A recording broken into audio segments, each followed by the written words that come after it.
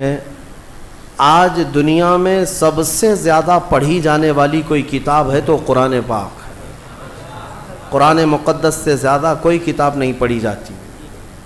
یہ ہمارا نہیں، دوسروں کا سروے بھی بتاتا ہے، کیونکہ دنیا میں جو بھی کتابیں لکھی گئی ہیں، ایک بار اگر آپ نے اس کتاب کا مطالعہ کر لیا تو آپ اٹھا کر کے رکھ دیتے ہیں کہ ہاں میں نے اس کتاب کو پڑھ لیا۔ اگر اچھی لگی تو دوبارہ پڑھ لیا، اور اچھی لگی تو 3 بار پڑھ لیا۔ لیکن قرآن کا معاملہ ایسا نہیں کہ ایک بار مطالعہ کر کے رکھ دیا، بلکہ ہر آیت کو 100 مرتبہ بھی پڑھے تو بندہ اس میں تازگی محسوس کرتا ہے کہ اس میں ثواب ہے، اس میں ثواب ہے۔ اور قرآن کبھی پرانا نہیں لگتا۔ ہر سال آپ قرآن رمضان میں سنتے ہیں، کبھی آ کر کے کسی حافظ سے یہ نہیں کہتے اس سال کچھ نیا سناؤ، آپ یہ نہیں کہتے، بلکہ ہر سال حافظ سے الحمدللہ سے ہی سنتے ہیں اور والناس تک ہی سنتے ہیں۔ بلکہ اگر حافظ نے بیچ میں کہیں ادھر ادھر کی دوسری سنا دی تو آپ پکڑتے بھی ہیں، نہیں ہمیں صرف وہی سننا ہے جو میرے مولا نے اپنے رسول پر اتارا۔ تو قرآن عظیم کے سننے کا بھی اور تلاوت کرنے کا بھی پوری دنیا میں سب سے زیادہ ریکارڈ ہے، سب سے زیادہ تلاوت کی جانے والی کتاب ہے۔ اس کے علاوہ اس کا دوسرا ریکارڈ میں آپ کو بتاؤں، پوری دنیا میں سب سے زیادہ یاد کی جانے والی کتاب بھی قرآن پاک ہے۔ اس سے زیادہ کسی کتاب کو یاد نہیں کیا جاتا، یعنی حفظ کرنا، اس کو برزبانی، اس کو بائی ہارٹ ہمیشہ اپنے اندر محفوظ رکھنا، یہ کسی بھی کتاب کے ساتھ نہیں۔ حتیٰ کہ یہ صرف میں مسلمانوں کی بات نہیں کر رہا ہوں، تمام ادیان اور تمام مذاہب کی بات کر رہا ہوں۔ عیسائیوں کو انجیل یاد نہیں، یہودیوں کو تورات یاد نہیں، ہندوؤں کو وید اور ان کے بڑے بڑے پران یاد نہیں، لیکن مسلمانوں میں لاکھوں بچے ہیں جو قرآن پاک اپنے سینے میں رکھتے ہیں۔ 7 سال کے بچے سے لے کر 70 سال تک کے بوڑھے تک بھی آپ کو حافظ قرآن ضرور ملیں گے۔ اور ایک بات اس کی خصوصیت یہ ہے کہ چاہے بائبل ہو یا کوئی بھی دوسری کتاب ہے، جتنی بھی مقدس کتابیں ہیں، اس کے پڑھنے والے خاص لوگ ہوتے ہیں، اس کے پڑھنے والے خاص لوگ ہیں، کسی ایک ذات سے، کسی ایک برادری سے تعلق رکھتے ہیں۔ ویدوں کو اور ان کی مقدس پرانوں کو چھونے والے، اٹھانے والے، پڑھنے والے پنڈت ہوا کرتے ہیں، اور برہمن خاندان سے ہوا کرتے ہیں، مخصوص لوگ ہوتے ہیں۔ اسی طرح سے بائبل کی اور تلمود کی اور تورات کی آیتوں کو یاد کرنے والے ایک خاص طبقے کے لوگ ہوا کرتے ہیں، اور بھی دیگر جگہ آپ دیکھیں۔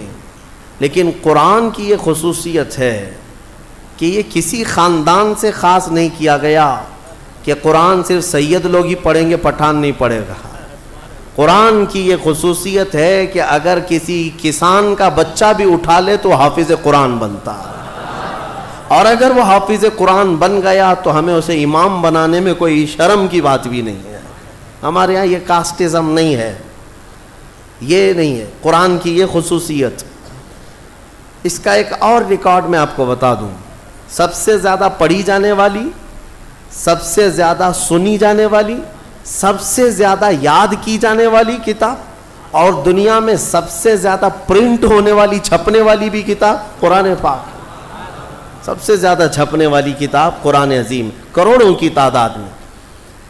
اور ایک ریکارڈ میں اس کا بتاؤں قرآن عظیم کو، کہ دنیا میں اور بھی نسخے پرانے جو رکھے گئے ہیں پرانی کتابوں کے، کوئی 400 سال پرانا نسخہ، کوئی 300 سال پرانا نسخہ پہلے زمانے کے جو ہاتھوں سے لکھے ہوئے موجود ہیں، لیکن صرف اور صرف قرآن کی یہ تخصیص ہے کہ جو سیدنا عثمان غنی رضی اللہ تعالیٰ عنہ نے اپنے ہاتھوں سے لکھا وہ آج بھی ترکی میں محفوظ ہے، اور اس کی لیبارٹری میں جانچ بھی ہو چکی ہے، فورینسک، اور اس کی پرانا ہونے کی تصدیق بھی سائنس نے کر چکی ہے۔ قرآن پاک کا اصل نسخہ آج بھی موجود ہے، آج بھی موجود ہے، جو حضور کے زمانے میں تھا۔ تو اس کی یہ خصوصیت ہے۔ اس کے علاوہ میں آپ کو بتاؤں، قرآن کی اگر اللہ نے حفاظت کے طریقے جو رکھے ہیں، اللہ اکبر، بہت الگ انداز کے ہیں۔ شاید دنیا میں کوئی کتاب ایسی نہیں ہوگی جس کے سورے گنے گئے ہوں، جس کے پارے گنے گئے ہوں، جس کے رکوع گنے گئے ہوں۔ قرآن کو پوری طرح سے بند کر کے رکھا گیا ہے۔ 30 پارے ہیں، 114 سورے ہیں، 540 رکوع ہیں، یہ سب گن کر کے رکھے گئے۔ اتنا ہی نہیں، آیتیں بھی گنی جا چکی ہیں، آیتیں بھی محفوظ ہیں۔ پورے قرآن پاک میں 6600 جو سم تھنگ آیتیں ہیں، سب محفوظ ہیں۔ یہ تو ہو گیا پارے، سورے، رکوع اور آیتیں ہیں۔ حتیٰ کہ محققین نے حروف بھی گن کے رکھے ہیں۔ حروف تو چھوڑیں، جتنے زبر آئیں وہ بھی گنے جا چکے ہیں، زیر کتنے آئیں وہ بھی گنے جا چکے ہیں، پیش کتنے ہیں وہ بھی گنے جا چکے ہیں۔ یہ سب ہونے کے بعد پورے قرآن میں نقطے کتنے ہیں یہ بھی گنے جا چکے ہیں۔ اب اور مجھے بتاؤ، کوئی اور کتاب لا کر دکھاؤ جس کی حفاظت کا اتنا اہتمام کیا گیا ہو۔ کوئی ہے کتاب اتنا اہتمام کیا گیا ہو کہ اس کی ایک ایک ذرے کو محفوظ رکھا گیا ہو؟ اتنے احترام کے ساتھ اور اہتمام کے ساتھ قرآن کی حفاظت کی گئی ہے۔ پھر بھی یہ چھپے ہوئے قرآن کو اگر کوئی سمجھتا ہے کہ اس کو پھاڑ دینے سے، جلا دینے سے، ختم کرنے سے قرآن چلا جائے گا، تو وہ منحوس اور ایسا بیوقوف جس کو جو عقل سے پیدل ہے، اسے سمجھ نہیں کہ قرآن جو ہے یہ چھپے ہوئے کتاب میں یا اوراق میں جو ہے، اسے نہیں کہتے، یہ مصحف ہے، یہ مصحف ہے۔ قرآن علم الہی کا نام ہے، اللہ کے علم کا نام ہے قرآن۔ اگر تم مٹا سکتے ہو تو پھر مٹا کر دکھاؤ۔ وہ اللہ کے علم کو قرآن کہتے ہیں۔ اب آؤ، دنیا کی شاید ہوئی کوئی کتاب ہو، اور اس کا ایک ریکارڈ میں بتا دوں، اور ایک ریکارڈ جس نے اتنے چیلنج کیے ہوں اور کتاب میں اپنے زمانے سے لے کر آج تک وہ چیلنج برقرار ہوں اور اس کا جواب اب تک کوئی نہیں لا سکا ہو، کوئی اور کتاب نہیں، صرف قرآن۔ پہلا چیلنج اترتا ہے، قل ان کنتم فی ریب مما نزلنا علی عبدنا فأتوا بسورۃ من مثلہ۔ اے لوگو، اگر تم کو شک ہے جو کچھ ہم نے اپنے بندے پر اتارا ہے، اپنے رسول پر اتارا ہے، یہ قرآن میں اگر تم کو لگتا ہے کہ یہ کہیں اور سے آیا ہوا ہے، تو لاؤ اس کے طرح کی ایک سورہ تم بھی بنا کر۔ یہ چیلنج چلتا رہا، نہیں آیا۔ دوسرا چیلنج آیا ہے، قل فأتوا بعشر سور مثلہ۔ اے محبوب آپ فرما دیں اس کے مثل 10 سورتیں۔ پہلا یہ چیلنج آیا، 10 سورتیں لے آئیں۔ پھر ایک سورت لے کر کے آیا، پھر اس کے بعد آیا کہ 10 آیتیں ہی لے کر کے آؤ۔ یہ تک چیلنج آج بھی قرآن پاک میں تلاوت ہو رہا ہے باضابطہ، اور بدلنے والے اس میں قرآن پاک کو یہ تو کہہ گئے کہ اس میں آتنک ہے، اس میں دہشت ہے، فلاں ہے۔ میں ان سے پھر کہتا ہوں، پھر قرآن اٹھاؤ، پھر قرآن اٹھاؤ، اور پھر اگر تمہاری ہمت ہے تو اس طرح کا دوسرا قرآن تیار کر کے دکھا دو۔ صرف اور صرف عربی میں لکھ دینا یہ کمال کی بات نہیں، قرآن کو جو حساب سے جوڑ کر رکھا گیا ہے میرے عزیزو، پوری دنیا، بلکہ یہ بھی قرآن کا ہی حکم ہے۔ اللہ فرماتا ہے لَإِنِ اجْتَمَعَتِ الْإِنسُ وَالْجِنُّ عَلَىٰ أَن يَأْتُوا بِمِثْلِ هَذَا الْقُرْآنِ، سارے انسان اور سارے جنات جمع ہو جائیں اور سب مل کر کے ایک دوسرے کی مدد کریں، عَلَىٰ أَن يَأْتُوا بِمِثْلِ هَذَا الْقُرْآنِ، ایک اس کی طرح قرآن لا سکیں۔ اللہ فرما رہا ہے سب مل کر کے کوشش کر لیں۔ لا یأتون بمثلہ، یہ ہرگز اس کے برابر، اس کے مثل لا نہیں سکیں گے، نہیں لا سکیں۔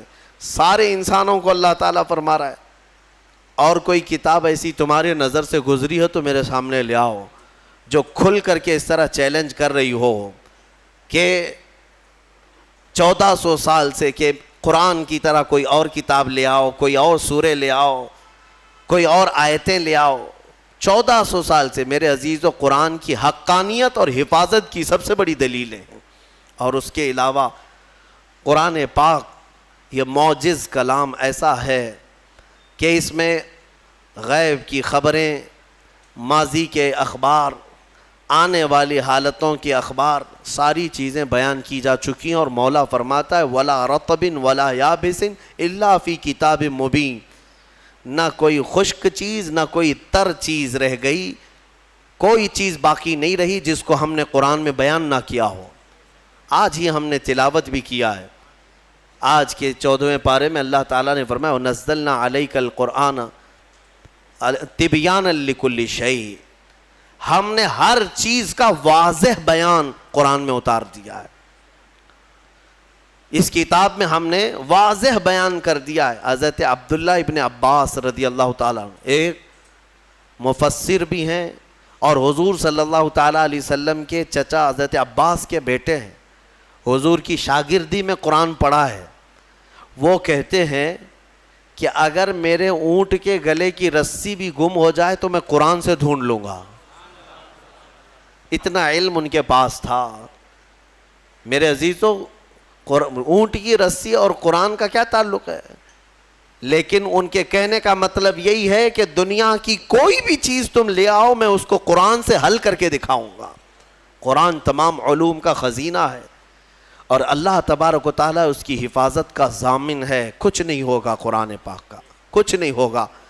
آج کے زمانے میں ہم نے ایک حادثہ دیکھا، دلی میں بیٹھ کر وسیم رافضی نام کا ایک ملعون نطفہ ناپلید جو دوسروں کی جھولی میں پلتا رہا، دوسروں کے فضلے کھاتا رہا، اور کسی اور کا پالا ہوا بندہ اٹھ کر کے اچانک قرآن پر حملے کرنے لگا کہ میں قرآن کو بدل دیتا ہوں اور دوسرا قرآن لے آتا ہوں۔ دوسرا قرآن مطلب 26 آیتیں نکال کر کے، جو قرآن کی اصل آیتیں وہ نکال کر کے حذف کر کے ایک نیا قرآن لے آؤں گا۔ کتنے دن چلا اس کا قرآن؟ ابھی تو ہم بھی زندہ ہیں، ابھی ہم بھی زندہ ہیں، ہماری نسلوں کی تو بات چھوڑو۔ کہاں گئے صاحب جو چیلنج کر رہے تھے قرآن نیا لائیں گے سب کو؟ مدرسوں میں اس خبیث نے قرآن بھیجا تھا ایڈریس پہ، کئی مدرسوں میں پارسل بھیجا تھا کہ یہ قرآن اب پڑھایا کیجئے۔ جرأت اور ہمت دیکھیں، ابھی انجام آنا باقی ہے میرے عزیزو۔ جب کسی نے قرآن کو بدلنے کی کوشش کی ہے، مولا پوری اس کی ذات کو بدل دیا ہے، اس کی پوری حیثیت کو بدل کر رکھا۔ ہاں، ابھی انجام دیکھنا باقی ہے، آپ انشاءاللہ اپنی آنکھوں سے دیکھیں گے رب ذوالجلال کی پکڑ کیسی آتی ہے۔ کیونکہ میرے گھر کے ساتھ چھیڑ چھاڑ کر رہے ہو الگ بات ہے، میرے کپڑے کے ساتھ چھیڑ چھاڑ کر رہے ہو الگ بات ہے، لیکن مولا نے جس کے بارے میں وعدہ کیا کہ ہم نے قرآن کو اتارا اور ہم ہی اس کی حفاظت کریں گے، اور تم اس کے علم کے ساتھ چھیڑ چھاڑ کرو، اب پھر اللہ سے جنگ کرو، پھر اللہ سے جنگ کرنے کا انجام وہ خود بھگتیں گے۔ لیکن مسلمانوں سے میں یہ کہنا چاہوں گا، ہمیں قرآن پاک کے ضائع ہونے کا بالکل خوف نہیں ہے، ضائع ہونے کا خوف نہیں ہے، انشاءاللہ یہ صبح قیامت تک باقی رہے گا۔ لیکن میرے عزیزو، تم پر کہیں ایسی مصیبتیں نہ آئیں کہ قرآن تم سے روٹھ جائے، قرآن تم سے دور ہو جائے۔ ہاں، یہ بھی ہو سکتا ہے، کئی قوموں میں ایسا دیکھا گیا ہے کہ قرآن ان سے دور ہو گیا، تو یہ تمہارے لیے نحوست ہے، یہ تمہارے لیے بربادی ہے۔ وہ زمانے میں معزز تھے مسلمان ہو کر، وہ زمانے میں معزز تھے مسلمان ہو کر، اور آج ہم خوار ہوئے تاریک قرآن ہو کر، قرآن کو چھوڑ کر کے ہی ہم آج خوار ہیں، ذلیل ہیں۔ قرآن ایک محکم کتاب۔ آج میں آپ کو بتاؤں ایک فخر کی بات، آپ مسلمان ہیں، آپ اگر کسی کے ہاں بحث میں آ گئے، کوئی اگر آپ کو پکڑ کر کہنے لگے تیرے دین کی حقانیت کی کیا دلیل ہے، تیرا دین حق ہے، مذہب اسلام سچا ہے، کیا دلیل ہے؟ اللہ ایک ہے، تم بولو یہ تمہارا عقیدہ ہے، تیرا فیتھ ہے۔ محمد صلی اللہ علیہ وسلم دنیا کے سب سے اعلیٰ اور اشرف انسان ہیں، سامنے والے کہے گا یہ تیرا عقیدہ ہے، تیرا فیتھ ہے۔ کرنٹ فی زمانہ مجھے کوئی ایسی دلیل دے دے جس کو میں سمجھ سکوں کہ تیرا دین سچا ہے۔ میرے عزیزو، سچ بتاؤں تمہارے سامنے پیش کرنے کے لیے بڑے بڑے واقعات، بڑی بڑی کہانیاں، بڑی بڑی روایتیں، یہ سب نہیں، بلکہ صرف اور صرف تم قرآن پیش کر کے چیلنج کر سکتے ہو میرے دین کی حقانیت کی سب سے بڑی دلیل یہ ہے جو آج تک محفوظ ہے۔ اگر اس میں کوئی شک ہے تو تم اس کا بدل لا کر دکھا دو، یا اگر تم سچے ہو تو تم اپنے دین کی اس طرح مقدس محفوظ کتاب لا کر دکھا دو۔ یہ میرا چیلنج ہے۔ اس طرح کی محفوظ کتاب دنیا میں آج تک نہیں ہے اور نہ ہو سکے گی۔ کوئی بھی کتاب لاؤ، میں اس کے کئی نسخے ضرور دکھا دوں گا، کئی نسخے دکھا دوں گا۔ جتنے بھی ادیان، جتنے بھی دین دنیا میں پائے جاتے ہیں ان کی مقدس کتابیں ہیں، ہم یہ نہیں کہتے۔ عیسائی بائبل پڑھتے ہیں لیکن بائبل کی کئی قسمیں ہیں، کئی قسمیں۔ یونان والوں کی بائبل الگ ہے، امریکہ والوں کی بائبل الگ ہے، انگلینڈ والوں کی الگ ہے، حذف و اضافے کے ساتھ آیتیں بدلی ہوئی ہیں، واقعات میں ہیر پھیر ہے۔ اسی طرح دیگر مقدس کتابوں کا بھی حال ہے۔ میں کوئی بھی کتاب لاؤ اس کے 4-5 نسخے ضرور پیش کروں گا، اور پھر میرا یہ چیلنج ہے تم قرآن امریکہ میں اٹھاؤ یا ہندوستان میں اٹھاؤ، افریقہ میں اٹھاؤ یا عرب میں اٹھاؤ، ہر جگہ تمہیں قرآن وہی ملے گا جو الحمدللہ سے شروع ہوتا ہے اور والناس پہ ختم ہوتا ہے۔ الحمدللہ، یہ قرآن کی حقانیت کہ اس کے اچھا آپ کیا سمجھتے ہیں اس کے دشمن نہیں رہے، اس کو ختم کرنے کی کوششیں نہیں ہوئی؟ بہت کچھ کر چکے، لیکن کیا کر سکتے ہیں؟ آسمان کو کب کون نیچے لا سکتا ہے؟ آسمان کو نیچے کچھ دشمن ہوتے ہیں، سنا ہے کہ کتا چاند کا دشمن ہوتا ہے۔ ہاں ہم نے سنا ہے، پتہ نہیں کیوں دشمنی کرتا ہے، کیونکہ 14ویں رات کو چاند کو دیکھ کر وہ بھونکنے لگ جاتا ہے، چاند کی طرف دیکھ کر کے بھونکتا ہے، اور شاید سوچتا بھی ہوگا کسی طرح اس کو نیچے گرا دوں بھونک بھونک کر کے، لیکن اس کے بس میں نہیں ہے، اس کی طاقت میں نہیں ہے۔ اس طرح بہت سارے آج کتے بھونکتے ہیں اسلام کی اس چکا چوند روشنی کو دیکھ کر، لیکن ان کے بس میں نہیں ہے اس کو زمین پر لا سکیں، قرآن کو زیر کر سکیں یا اسلام کو ختم کر سکیں۔ ہاں بس اتنا ہے کہ اپنے گوفے میں بیٹھ کر تھوڑی دیر بھونکتے رہیں اور گلا خراب ہو جائے تو خاموش ہو جائیں، بس اتنا ہو سکتا ہے۔ اللہ تبارک و تعالیٰ کا کروڑا کروڑ احسان ہے کہ اس نے ہمیں دین حق کی ہدایت عطا فرمائی ہے، اور قرآن پاک جیسی محکم اور محفوظ کتاب اللہ نے ہمیں عطا فرمائی ہے۔ میرے عزیزو، اس کی حقانیت کی ایک اور دلیل میں تمہیں بتاؤں، اس کی حقانیت کی ایک اور دلیل، بلکہ بے شمار دلیلیں ہیں۔ ایک بات میں آپ کو بتا دوں، ہمارا یہ مزاج نہیں کہ قرآن کو ہم سائنس سے پروف کریں، ضروری نہیں ہم کو، ہم قرآن کو پروف کرنے کے لیے سائنس، فزکس، کیمسٹری، جغرافی، میتھس ان سب کے سہارے لینا یہ ہمارا مزاج نہیں۔ لیکن اگر کوئی اس بات کا تقاضا کرے کہ کیا قرآن میں میتھس بھی ہے، کیا قرآن میں سائنس کی تھیوریز بھی ہیں، تب پھر ہم اس کو دلیل کے طور پر کچھ چیزیں پیش کرتے ہیں، ورنہ قرآن کی حقانیت کو ثابت کرنے کے لیے ہم یہ سب چیزوں کے محتاج نہیں ہیں۔ میں آپ کو بتاتا ہوں قرآن پاک کی وہ حقانیت۔ اچھا، یہ سب سے بڑی دلیل یہ ہے، اگر کوئی کہتا ہے کہ یہ محمد صلی اللہ تعالیٰ علیہ وسلم نے اپنی طرف سے لکھ دیا، اپنی طرف سے جمع کر دیا، تو بھی میرے عزیزو عرب والے یہ بات کہہ سکتے تھے جو ان کے زمانے میں موجود تھے، کسی نے نہیں کہا۔ جو ان کے جانی دشمن تھے وہ بھی نہیں کہہ سکے، کیونکہ سبوں نے دیکھا کہ اللہ نے انتظام ہی ایسا کیا کہ پوری زندگی میرے آقا صلی اللہ تعالیٰ علیہ وسلم کسی کے ہاں درس لینے کے لیے گئے ہی نہیں۔ ہمارے نبی کی خصوصیت کیا ہے؟ امی۔ ہم پڑھتے ہیں نا حضور کے نام پر درود، صلی اللہ علی النبی الامی۔ امی کسے کہتے ہیں؟ امی کا مطلب ہے جو کسی سے نہ پڑھا ہو، جو کسی سے نہ پڑھا ہو۔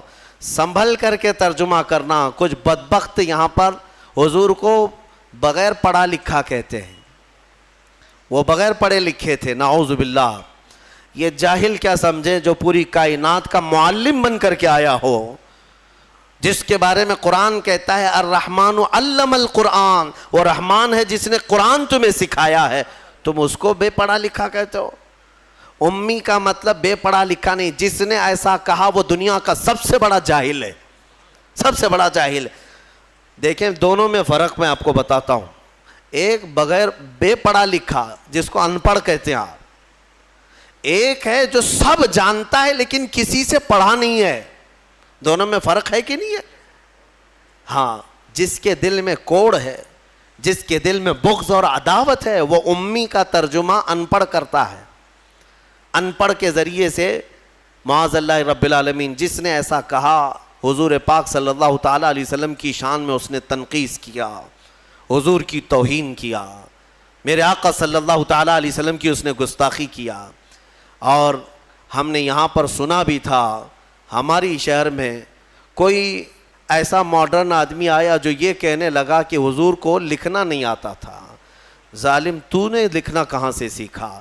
جس رسول نے مدینے کے اندر صرف 10 سال کے اندر 80,000 لوگوں کو قلم پکڑنا سکھایا, تم ظالم اس کو کہتے ہو رسول پاک صلی اللہ علیہ وسلم کو لکھنا نہیں آتا تھا؟ نعوذ باللہ من ذالک. اگر حضور صلی اللہ تعالیٰ علیہ وسلم کو لکھنا نہیں آتا تھا تو پھر یہ قرآن لکھوایا کس نے ہے؟ قرآن لکھوایا کس نے ہے؟ کاتبان وحی ضرور ہیں, لکھنے والے صحابہ تھے, قرآن لکھنے والے صحابہ تھے, لیکن کیا حضور پڑھ دیتے تھے وہ گھر جا کر لکھتے تھے؟ حضرت امیر معاویہ فرماتے ہیں حضور کی صحبت میں وہ بیٹھتے تھے, قرآن کی آیتیں جب اترتی حضور فرماتے لکھو, اب جب وہ لکھتے تو حضور بتاتے یہ اس طرح سے لکھو, یہ اس طرح سے لکھو.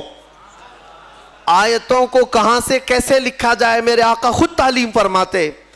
یہ اور بات ہے کہ رسول کریم صلی اللہ تعالیٰ علیہ وسلم نے خود قلم نہیں اٹھایا, لیکن ہزاروں کو قلم پکڑنا خود سکھایا ہے میرے آقا نے. اور جو یہ کہتا ہے وہ ہمارے دل کو ٹھیس پہنچاتا ہے. اے سنی مسلمانوں, نبی پاک صلی اللہ تعالیٰ علیہ وسلم کو لکھنا نہیں آتا تھا؟ نعوذ باللہ من ذالک. قرآن جن کے بارے میں کہہ رہا ہے وَعَلَّمَكَ مَا لَمْ تَكُنْ تَعْلَمْ, اے رسول ہم نے آپ کو وہ سب سکھا دیا جو آپ نہیں جانتے تھے. اگر حضور لکھنا نہیں جانتے تھے تو اس آیت کے مطابق رب نے انہیں سکھایا کہ نہیں سکھایا؟ اللہ فرما رہے ہم نے وہ سب سکھا دیا. سب میں کیا کیا آیا؟ سب میں کیا کیا آیا؟ سب میں میرا اور تمہارا نام بھی آ گیا. ہاں, میرے رسول کو اللہ نے وہ بھی سکھا دیا کہ اتنے زمانے کے بعد یہ لوگ آئیں گے, فلاں آئیں گے. حضور کو اللہ نے سارے علوم سکھائے, اس میں لکھنا بھی ہے, پڑھنا بھی ہے, بولنا بھی ہے, سننا بھی ہے, ساری چیزیں آ گئی. علمک ما لم تکن تعلم. اسی لیے الحمدللہ ہم اہل سنت و جماعت کا موقف یہ ہے کہ میرے رسول عالم ما کان و ما یکون ہیں. جو کچھ ہوا وہ بھی جانتے تھے اور جو کچھ ہونے والا ہے وہ بھی جانتے تھے. بات میں جو کہہ رہا تھا وہ توجہ سے سنیں. امی, امی کسے کہتے ہیں؟ پھر سے تنبیہ کے ساتھ میں کہہ رہا ہوں, امی کا مطلب ان پڑھ نہیں, ان پڑھ نہیں, بلکہ جو کسی سے پڑھا ہوا نہ ہو, اس کا کوئی استاد نہ ہو. میرے رسول کی شان ہے وہ امی ہیں. اگر ان کو کسی نے پڑھایا ہے تو سیدھے ان کے پروردگار نے پڑھایا ہے. ہاں بس اللہ تبارک و تعالیٰ ان کا استاذ ہے, جبرائیل بھی نہیں. بعض لوگ یہ کہتے ہیں کہ جبرائیل آ کر دکھا. جبرائیل علیہ السلام کا کام صرف پہنچانے کا ہے, پڑھانے کا نہیں. جبرائیل علیہ السلام کا کام کیا ہے؟ پہنچانے کا. اسی لیے ہمارے ایک مفسر نے لکھا ہے پہلی آیت جو قرآن کی اتری وہ کیا تھی پتہ ہے نا مسلمانوں؟ اقرا بسم ربک الذی خلق. غار حرا میں اتری ہے. میں توجہ چاہتا ہوں, جب جبرائیل آئے غار حرا میں تو جبرائیل یہ کہہ رہے تھے اقرا, پڑھو. کیا کہہ رہے تھے؟ پڑھو. اور حضور فرما رہے تھے ما انا بقاری, میں نہیں پڑھنے والا. اب یہاں پر بھی کچھ ظالم کوڑ دل والے کہتے ہیں ترجمے میں کہ مجھے پڑھنا نہیں آتا. تم کو پڑھنا نہیں آتا, رسول کو کیا نہیں آتا ہے؟ حضور یہ فرما رہے تھے کہ میں نہیں پڑھنے والا, میں پڑھوں گا نہیں. وہ کیوں کہہ رہے تھے میں آپ کو بتاتا ہوں. پھر سے جبرائیل نے سینے سے سینہ لگایا, 3 بار کیا جبرائیل نے اقرا, پڑھیے. کیا کہا؟ پڑھو. اس میں فرق سمجھو میرے عزیزوں. عربی میں ایک لفظ ہے قل. قل کا مطلب ہوتا ہے کہو. بچے کو ہم قریب لائیں جو بالکل ابتدائی والا ہو تو اس سے کہتے ہیں کہ بیٹا میں جیسا کہوں ویسا کہو، میں جیسا بولوں ویسا بولو. مطلب کیا ہے کہ ابھی اس کو کچھ آتا نہیں ہے، اس لیے میں اس کو کہہ رہا ہوں بولو. یہ قل میں ہوتا ہے، قل میں. اور بعض مفسرین نے فرمایا جبرائیل جب اقرا کہہ رہے تھے کہ پڑھو، یہ اسی کو کہا جاتا ہے جو کبھی پڑھا ہوا ہو، یہ اسی سے کہا جاتا ہے جو کبھی پڑھا ہوا ہو. اقرا، پڑھو. اور قرآن کی کتنی آیتیں میں تم کو بتاؤں. اللہ تعالیٰ فرما رہا ہے وَإِذْ قَالَ رَبُّكَ لِلْمَلَائِكَةِ إِنِّي جَاعِلٌ فِي الْأَرْضِ خَلِيفَةً. پہلے والے پارے میں نے اس کی تفسیر بھی کیا ہے. وَإِذْ کا مطلب کیا ہے، ترجمہ اٹھا کر کے دیکھ لینا. وَإِذْ، اور یاد کرو جب رب نے فرشتوں سے کہا کہ آدم کو میں اپنا خلیفہ بنانے والا ہوں. اللہ تعالیٰ فرشتوں سے فرما رہا ہے کہ میں ایک انسان بناؤں گا آدم، اور اس کو خلیفہ بنا کر زمین میں بھیجوں گا. لیکن اس سے پہلے آیت کہاں سے شروع ہو رہی ہو؟ وَإِذْ کا مطلب ہوتا ہے یاد کرو. اور یاد کرو اے محمد جب رب تمہارا کہہ رہا تھا فرشتوں سے کہ میں زمین میں اپنا خلیفہ بناؤں گا. حضور کو کیوں کہا جا رہا ہے؟ حضور کو یہ کیوں کہا جا رہا ہے؟ اور یاد کرو مطلب یہ ہے کہ اے محبوب کیا آپ بھی تو تھے اس وقت نورانی حالت میں، نور کی کیفیت میں آپ بھی تھے. وہ یاد کریں آپ جب رب فرما رہا تھا. تو جو رسول آدم کے پیدا ہونے سے پہلے سے حالات دیکھ رہے ہوں اس کے بارے میں تم کہتے ہو بغیر پڑھا لکھا ہے. ہاں بہرحال مجھے جو بات عرض کرنی تھی وہ قرآن کی حفاظت کی، وہ یہ ہے کہ اللہ نے ایسے رسول پر یہ قرآن اتارا جو کسی سے پڑھا ہوا نہیں ہے. اور اس قرآن کی سب سے بڑی یہ دلیل ہے کہ رسول پاک صلی اللہ تعالیٰ علیہ وسلم پر ایسا قرآن اترا ہے جو عرب کے لٹریچر میں سب سے ہائی لیول کا لٹریچر ہے، سب سے ہائی لیول کا. عربی فصاحت بلاغت میں اس کا کوئی مثل ہی نہیں تھا. وہاں اس زمانے میں عربی جاننے والے بڑے بڑے شعراء تھے، بڑے بڑے عربی دان تھے. حضور پاک صلی اللہ علیہ وسلم نے چیلنج کے لیے ایک بار خانہ کعبہ کے دروازے پر یہ سورہ بھی لگا دی تھی، انا اعطیناک الکوثر فصلی لربک وانحر ان شانئک ھو الابتر. کوئی عرب کا شاعر ہے تو اس کا جواب لکھ کر کے لائے. اگر یہ شعر ہے، میرے شعر و شاعری ہے، تو تم اس شعر و شاعری سے اس کا جواب لکھ کر لاؤ. عرب والے جانتے تھے کہ اس کے اندر کتنے معنی ہیں، کتنے مفاہیم ہیں. اس طرح جمع کرنا ان کے بس میں نہیں تھا. ایک بہت بڑے شاعر کو لے آئے، بہت بڑا پڑھا لکھا ان کا فی البدی اشعار میں بات کرنے والا. اس کو کعبے کے پاس لائے اور کہا دیکھو محمد نے یہ لگایا ہے، اس کا جواب دینا ہے. اس شاعر نے غور سے دیکھا اور ایک لائن لکھ دیا، کہا یہ اس کے نیچے لگا دو. ایک لائن لکھ کر کے کہا اس کا جواب میری طرف سے یہ ہے. کیا تھا؟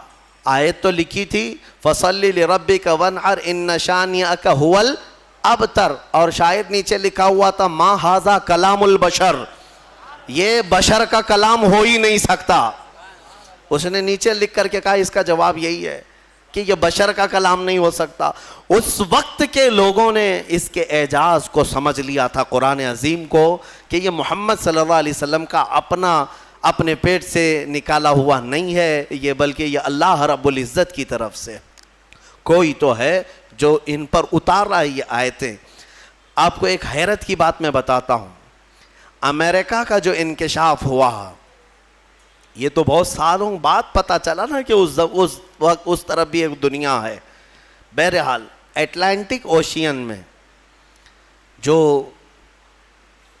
یعنی سمندری سفر کا ماہر ایک بڑا مورخ بھی ہے، دانشور بھی ہے، پڑھا لکھا آدمی ہے اور وہ سائنٹسٹ بھی ہے. وہ سمندری سفر میں اٹلانٹک اوشین سے گزرتے ہوئے ایک علاقہ دیکھتا ہے جہاں سے اس کا جہاز گزر رہا تھا. تو وہ ایک ایسی جگہ آئی جہاں اتنا اندھیرا ہے کہ سورج کی ایک کرن بھی نہیں پڑتی، وہاں پر ایک کرن بھی نہیں آتی. اور جب جہاز وہاں چلا جائے تو اس نے کہا ہاتھ باہر نکالو تو بھی نظر نہ آئے، اتنا اندھیرا ہے. ایک علاقہ ہے سمندر کے بعد. اس نے باہر آ کر کئی سالوں کے بعد اس کا انکشاف کیا کہ میں نے اٹلانٹک اوشین کے اندر ایک ایسی جگہ دیکھی ہے جہاں پر سمندر میں نہایت ہی اندھیرا ہے، نہایت ہی اندھیرا ہے، ہاتھ نکالو تو بھی نظر نہ آئے، یہی اس کے جملے تھے۔ اور ظاہر سی بات ہے پہلا وہ شخص ہے جس نے یہ کھوج نکالی سمندر کے علوم میں، لیکن جب اس نے نکالا تو علماء ربانیین نے سن کر کے کہا قرآن پاک کی آیتیں پڑھو۔ سورہ نور 18ویں پارے میں اللہ تعالیٰ فرماتا ہے او کظلمات فی بحر لجی یغشاہ موج من فوقہ موج من فوقہ سحاب ظلمات بعضها فوق بعض اذا اخرج یدہ لم یکد یراها ومن لم یجعل اللہ لہ نورا فما لہ من نور۔ اللہ فرماتا ہے مثال دیتے ہوئے کہ ایک اندھیری ایسی ہے کہ اندھیریوں پر اندھیریاں ہم نے ڈال رکھی ہیں، اندھیریوں پر اندھیریاں ایسی ڈال رکھی ہیں اذا اخرج یدہ لم یکد یراہا، اگر کوئی وہاں ہاتھ بھی نکالے تو اسے ہاتھ بھی نظر نہیں آئے گا، ہاتھ بھی نکال، قرآن میں موجود ہے۔ اندھیریوں پر اندھیریاں ایک جگہ ہم نے ایسی ڈال رکھی ہیں کہ اگر کوئی ہاتھ بھی نکالے تو اسے ہاتھ نظر نہیں آئے گا، اور اللہ جس کے لیے روشنی نہ کرے کوئی اور روشن کر ہی نہیں سکتا۔ آیت یہ موجود ہے۔ اب اس صاحب کو بھی بتایا گیا جو کھوج نکالے تھے، کہا یہ تو قرآن میں موجود ہے۔ کہا قرآن کتنے سو سال پہلے؟ تقریباً اس زمانے میں 1200 سال گزر چکے تھے۔ 1200 سال پہلے یہ قرآن کی آیت میں، تو ہو سکتا ہے یہ قرآن جو محمد صلی اللہ علیہ وسلم نے جمع کیا ہے وہ بہت ہی ماہر تیراک ہوں گے، بہت ہی ماہر سمندر کے علم والے ہوں گے، علم الابحار انہیں بہت اچھی طرح سے معلوم ہوگا، یعنی سمندروں کے علوم ان کو بہت معلوم ہے۔ جب اس نے یہ کہا تو علماء نے اور مسکرا کر تعجب میں کہا کہ میاں بات ایسی ہے، میرے آقا صلی اللہ علیہ وسلم کی سیرت پڑھو، پورے 63 سال میں حضور کی زندگی میں کبھی سمندر پر جانے کا اتفاق ہی نہیں آیا، سمندر کے کنارے جانے کا بھی اتفاق نہیں آیا۔ تو وہ اش اش کرنے لگا، جو بندہ پوری زندگی میں کبھی سمندر نہیں گیا ہو اور وہ اٹلانٹک اوشین میں موجود اگر اندھیریوں کی خبر دے رہا ہے تو یہ محمد کا اپنا کلام نہیں ہے، ضرور اس کو اسی نے اتارا ہے جس نے وہ اندھیریاں پیدا کی ہیں۔ میرے عزیزو، یہ قرآن کی حقانیت کی ایک دو نہیں، سینکڑوں مثالیں تمہارے سامنے رکھ سکتا ہوں۔ میں نے اس سے قبل اس پر گفتگو بھی کی ہے، بیان بھی میرا موجود ہے۔ میڈیکل والے، سائنس والے بھی جانتے ہیں بچہ پیدا ہونے کے جو پروسیس ہیں، ایمبریولوجی جس کو کہتے ہیں، وہ آج تحقیق کے ساتھ پتہ چل رہے ہیں کہ 9 مہینے بچہ کن کن پوزیشن سے گزرتا ہے، لیکن 1400 سال پہلے قرآن میں اللہ تعالیٰ اپنے رسول کو بتا رہا ہے ثم خلقنا النطفة علقة فخلقنا العلقة مضغة فخلقنا المضغة عظاما فكسونا العظام لحما۔ ڈاکٹروں سے پوچھ لینا، MBBS کیے ہوئے ہوں یا دیگر جو ایمبریولوجی پڑھے ہوئے ہوں، انہیں پتہ ہے بچہ جیسے ہی نطفہ ماں کے رحم میں جاتا ہے اس کے بعد کیا بنتا ہے، اس کے بعد وہ نطفہ تھوڑا سا بڑا ہو کر کے چپچپا بنتا ہے، چنگم کی طرح جس کے اندر چپکنے والی چیز ہو، اور اس کو عربی میں علقہ کہتے ہیں، وہ بہو وہی ترجمہ ہے۔ اور اس کے بعد یہ میڈیکل لائن کے اعتبار سے ہی میں بتا رہا ہوں، یہ چپچپا بنتا ہے اور اس کے بعد یہ خون کا لوتھڑا بنتا ہے، خون کا بستہ، خون بندھا ہوا خون جیسا ہوتا ہے، اور اس کے بعد پھر گوشت کا ٹکڑا بنتا ہے، پھر گوشت کے ٹکڑے کے بعد پھر یہ جو ہے ہڈیاں اس کے اندر آنے لگتی ہیں، اور پھر شکل بننے لگتی ہے، اور پھر اس کے بعد اس پر چمڑی آتی ہے، پھر بال آتے ہیں۔ اب قرآن پڑھو تو سمجھ میں آئے گا۔ مولا فرماتا ہے خلقنا النطفة علقة، ہم نے نطفے کو علقہ بنایا، چپچپا بنایا، فخلقنا العلقة مضغة، اور پھر ہم نے علقے کو بستہ خون بنایا، فخلقنا المضغة عظاما، پھر یہ بندھے ہوئے خون اور بستہ گوشت کو ہم نے ہڈیاں دی، فکسونا العظام لحما، پھر ہم نے ہڈیوں پر چمڑیاں ڈالی، ثم انشأناه خلقا آخر، پھر ہم نے مکمل کر کے اسے ایک نئی تخلیق میں پیدا کیا۔ میرے عزیزو، قرآن ایک جگہ نہیں، یہ آیتیں 3 سے 4 جگہ قرآن پاک میں پورے پروسیس کے ساتھ ہے۔ مجھے بتاؤ 1400 سال پہلے کون سا سونوگرافی تھا، کون سا سٹی اسکین تھا, کون سا ایکس رے مشین تھی, کون سی ایسی چیز تھی جو ماں کے پیٹ میں کیسے پروسیس ہوتا ہے بتا سکے. اگر میرے آقا صلی اللہ تعالیٰ علیہ وسلم نے قرآن کے ذریعے سے یہ بتایا ہے تو یقیناً قرآن اللہ کی کتاب ہے جو خود ماؤں کے پیٹ میں بچوں کی تخلیق فرماتا ہے. بہرحال مجھے بات صرف اتنی عرض کرنی ہے کہ قرآن کو تم نے چھوڑا ہے میرے عزیزوں, جس کی وجہ سے آج ہماری حالات ہے. کاش ایک بار قرآن پھر سے اٹھا لو. میں قسم رب ذوالجلال کی, اللہ تبارک و تعالیٰ کا وعدہ تمہیں یاد دلا رہا ہوں. مولا نے قرآن میں فرمایا کان حقا علینا نصر المؤمنین, ہم نے اپنے اوپر لازم کر لیا ہے کہ ایمان والوں کی مدد کریں گے. ہم نے ابھی قرآن میں پڑھا ہے ان یکم منکم 20 صابرون یغلبوا 200, اگر تم میں 20 لوگ صبر والے آ جائیں, مولا فرماتا ہے میں 200 پر انہیں بھاری کر دوں گا, 200 پر بھاری کر دوں گا. یہ سب وعدے تمہارے لیے ہیں. لیکن اب کیا ہوگا؟ اسی لیے کسی شاعر نے کہا تھا اب فقط شور مچانے سے نہیں کچھ ہوگا اور یوں ہی ہونٹوں کو ہلانے سے کچھ نہیں ہوگا. تمہیں اب اس قرآن پاک کو اٹھا کر دیکھنا ہوگا کہ عملی زندگی کیا ہے.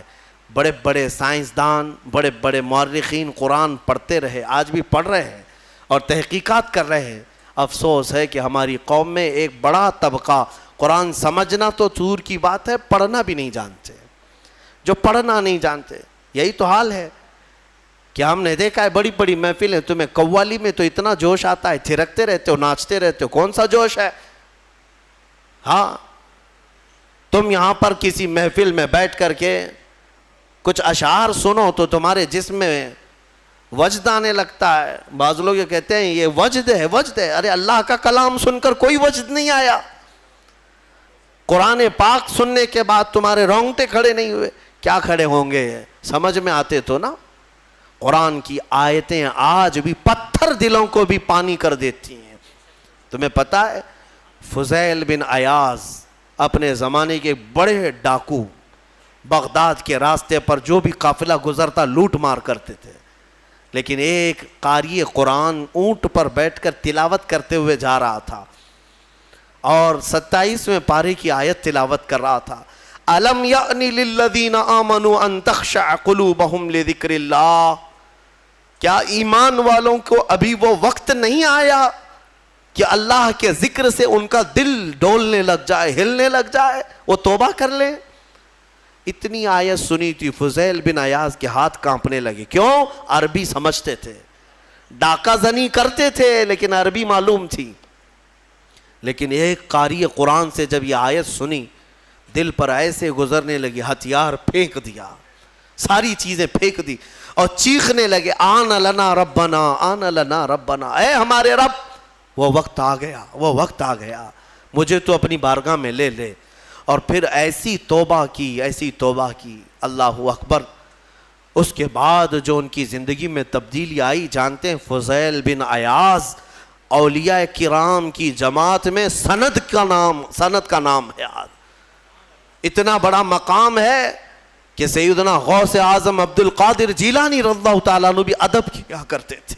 فضیل بن عیاض کا نام آئے تو وہ کس سے ان کی زندگی بدلی؟ قرآن کی آیت نے بدل دیا. آج بھی قرآن پاک سمجھ جاؤ تو تمہاری آنکھیں بہنے لگ جائیں. یہاں تو تراویح کی 4 رکعت جسے بھاری لگتی ہو وہ قرآن کیا سمجھے گا؟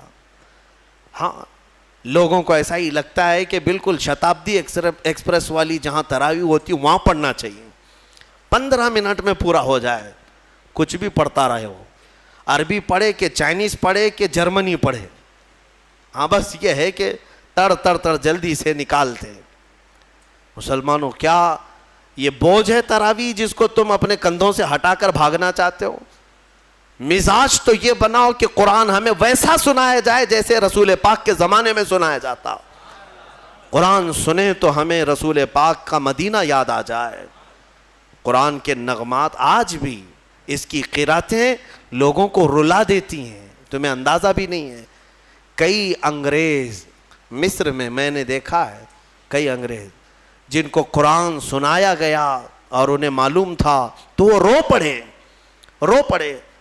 ایک فرانس کا بہت بڑا ڈاکٹر تھا, اسکندریہ میں ایک ہمارے بڑے شیخ ہیں، وہ قرآن کی تلاوت کرتے تھے تو وہ اپنی ڈاکٹریٹ پہ بڑا فخر کرتا تھا. صرف وہ حضرت کی قرآن کی تلاوت سننے کے لیے وہ باہر کھڑا رہتا.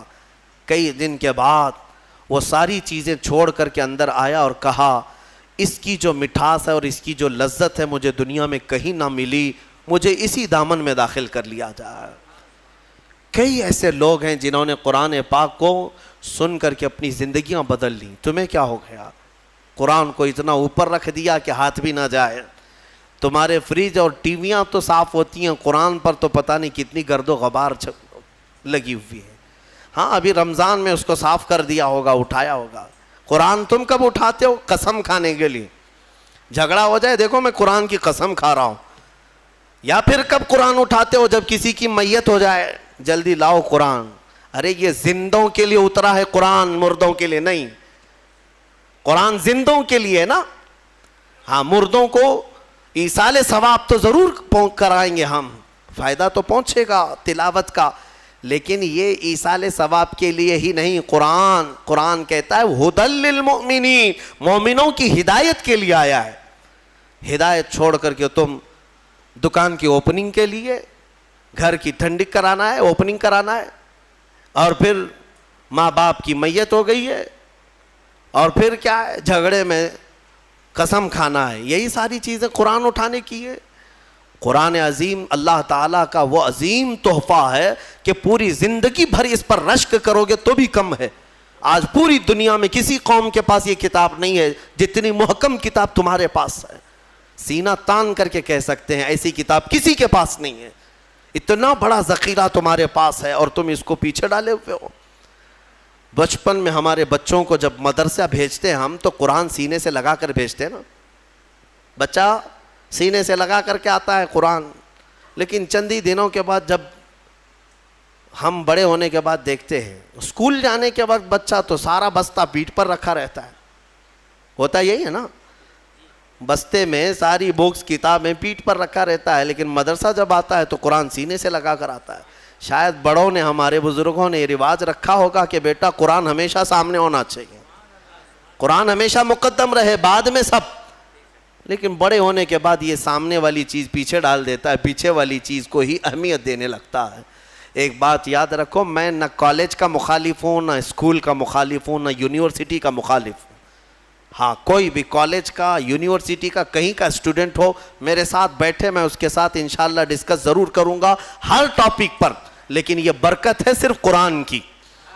الحمدللہ ہم نے قرآن پڑھا ہے تو قرآن کی برکت سے اللہ نے ہمیں سائنس کی بھی سمجھ عطا کی ہے، ہمیں میتھس بھی آتا ہے، ہمیں جیومیٹری بھی آتی ہے، ہمیں فزکس بھی آتا ہے تھوڑا بہت. میں یہ فخر کے لیے نہیں کہہ رہا، نہ ہی یہ غرور کے لیے کہہ رہا ہوں، بلکہ جو کچھ بھی اللہ نے ہمیں شدھ بدھ دی ہے وہ قرآن کی برکت سے عطا کیا.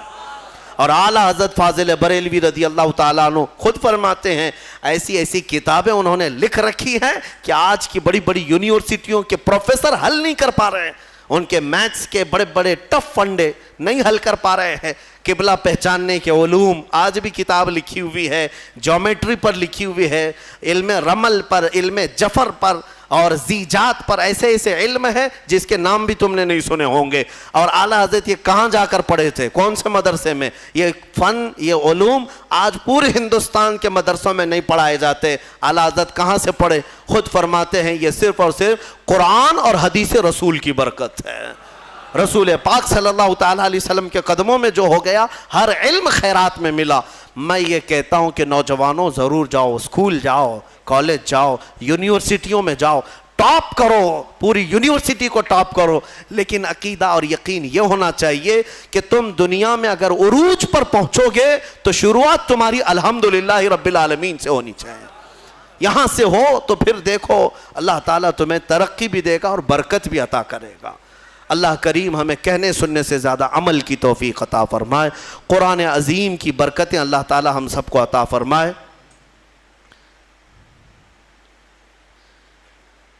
ایک سوال ہے، یہ ہر نماز کے بعد یہاں پر جو تسبیح پڑھی جاتی ہے سبحان اللہ و بحمدہ سبحان اللہ العظیم و بحمدہ استغفر اللہ، یہ بخاری شریف کی حدیث ہے. بخاری شریف کی حدیث ہے، صحیح کتاب.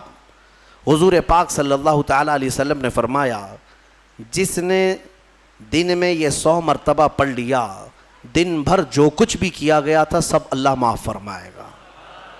تو رواج یہ دیا جاتا ہے کہ 5 وقت کی نمازوں میں اگر تم سے 50 یا 55 مرتبہ ہو جائے، 11 مرتبہ پڑھتے ہیں، باقی کا بچا ہوا اپنے رات میں سونے کے وقت پڑھ لو تاکہ دن بھر کی خطائیں معاف ہو جائیں۔ اور بخاری شریف کی سب سے آخری حدیث جس پر ختم بخاری ہوتی ہے اور اس کی تلاوت کے وقت دعائیں قبول ہوتی ہیں، بزرگوں نے فرمایا بخاری شریف کا جب ختم ہوتا ہے نا، جیسے ختم قرآن بھی ہے نا، شب قدر کو ختم قرآن کی محفل ہوتی ہے، بخاری شریف کی ختم کی بھی محفل ہوتی ہے، اور بزرگوں نے فرمایا ختم بخاری کے وقت جو حدیث آخری پڑھی جاتی ہے اس وقت مجمع میں جو بھی دعا کرے گا اللہ اس کی دعا قبول کرے گا۔ وہ کیا پڑھی جاتی ہے بخاری شریف کی آخری حدیث؟ میرے آقا صلی اللہ علیہ وسلم نے فرمایا کلمتان حبیبتان الی الرحمن خفیفتان علی اللسان ثقیلتان فی المیزان سبحان اللہ وبحمدہ سبحان اللہ العظیم۔ میرے آقا فرماتے ہیں 2 کلمے ایسے ہیں جو رحمان کو سب سے زیادہ پیارے ہیں اور زبان پر سب سے ہلکے ہیں اور میزان میں سب سے بھاری ہیں۔ زبان پر بہت ہلکے ہیں، میزان پر سب سے بھاری ہیں۔ وہ 2 کلمے کیا ہیں؟ میرے آقا فرماتے ہیں سبحان اللہ وبحمدہ ایک کلمہ، سبحان اللہ العظیم دوسرا کلمہ۔ یہی ہے۔ ایک دوسری حدیث میں آگے وبحمدہ استغفر اللہ کا بھی اضافہ ہے۔ بہرحال یہ اس کی فضیلت آپ نے پوچھا اس لیے میں نے عرض کیا۔ آج بھی بحمدہ تعالی خانہ کعبہ کے پاس کثرت سے پڑھی جانے والی تسبیح بھی یہی ہے۔ پورے خانہ کعبہ کے غلاف پر اگر کوئی تسبیح لکھی ہوئی ہے تو صرف سبحان اللہ وبحمدہ سبحان اللہ العظیم، یہی آپ دیکھیں گے۔ اللہ تبارک و تعالیٰ اس تسبیح کی برکت سے ہمارے گناہوں کو معاف